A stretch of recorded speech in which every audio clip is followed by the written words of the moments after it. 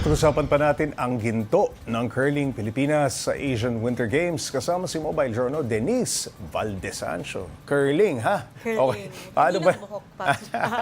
Paano ba ito nabuo? Itong curling Pilipinas. Paano sila nakahatak ng players lalo na't hindi naman uso sa atin ang curling? Paps J, ito kasing si Coach Miggy sila, no? Na-mention niya ang kwento niya. 2011 pa lang, may mga naghahanap na based on a Facebook post. Okay. Pero tagal na noon, 2011 hanggang sa pinush talaga nila na magkaroon tayo ng sariling representasyon. Itong mga players natin ngayon sa Curling Pilipinas, they were personally handpicked, meaning to say, Paps J, may mga dugong Pinoy sila, pero galing sila sa ibang bansa. Some of these galing Switzerland. May mga background na talaga sa sport na curling. Pero iisa kasi yung goal nila, Paps J, yung masuot yung damit na nakalagay na Pilipinas. Ma-represent yung Pilipinas, lahat tayo may dugong Pilipino. And we want to also show na kaya natin sa curling, Paps Okay, J. Denise, nabanggit mo, wala silang facility para mag-practice dito sa ating bansa, no, sa Pilipinas. Saan sila nag-ensayo para dito sa Asian Winter Games? Paps J, like I mentioned, yung some of the players galing Switzerland, dito pa sila. Nagtitraining, they have to go abroad. Okay. Dahil nga, ang Pilipinas, ang klima naman natin dito, dry season and wet season lang naman. Wala naman tayong yellow.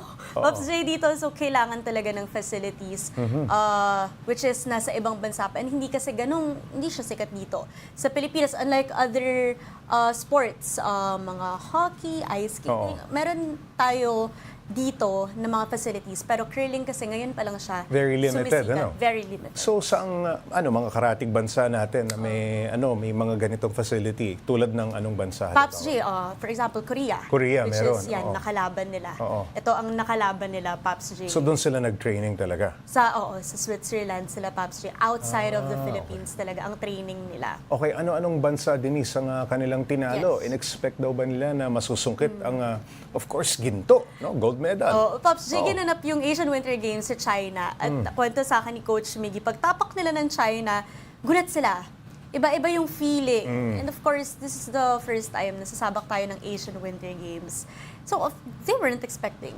But of course, they fought a good fight. At ang meron nga sila, ang kwento ni Coach Miggy, Paps J, yung synergy, yung chemistry. They've been formed for 2 years. So 2 years na yon, ang ganda ng chemistry nila. Kaya napanalo nila, natalo nila mismo sa final sa championship, Paps J, is Korea.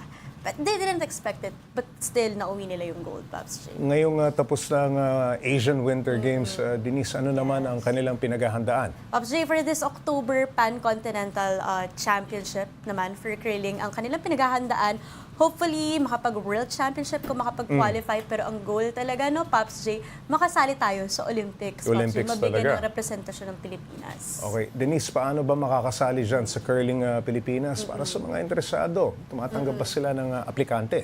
Paps J, hindi pa na-mention ni Coach Miggy kung Kung tumatanggap open. sila ng applicants. But ang dami nilang nare-receive. Ever since nga na nag-boom yung balita na first gold natin in curling, ang dami palang may gustong sumali, ang dami palang interesado. But for now, what they want to focus on, grassroots program talaga, Okay. Paps J. Yung hindi yung kukuha tayo ng mga marunong na mas maganda Correct, na oo. Pinoy na nandito sa Pilipinas na gustong pag-aralan na grassroots yung sariling atin talaga, Paps So sa ngayon, handpick muna ang mga Yes, players. handpick muna ang Members. players. Okay, Paps J. maraming salamat, Mobile Journal Denise Valdesancio.